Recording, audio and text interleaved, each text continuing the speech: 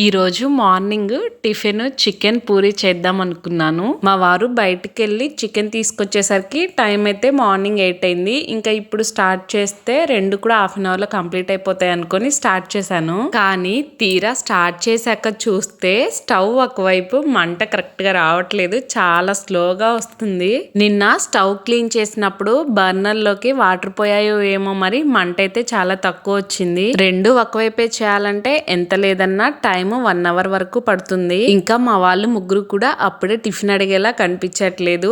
మా వారు పెద్దోడేమో టీవీ చూస్తున్నారు, ఇంకా చిన్నోడేమో మంచిగా ఆడుకుంటున్నాడు. ఇంకా చికెన్ కూడా మొత్తం చేయకుండా ఓన్లీ టిఫిన్ లోకని కొంచెం చికెన్ సూప్ పెట్టాను. ఇంకా మధ్యాహ్నం లంచ్ లోకి సపరేట్ గా తర్వాత చేయొచ్చని. ఇంకా కొంచెమే చికెన్ కర్రీ కాబట్టి తొందరగానే అయిపోయింది. ఇంకా పూరీలు కూడా చేశాను. 2 కూడా నేను అనుకున్నట్టే 1 అవర్ లో కంప్లీట్ చేసేసాను.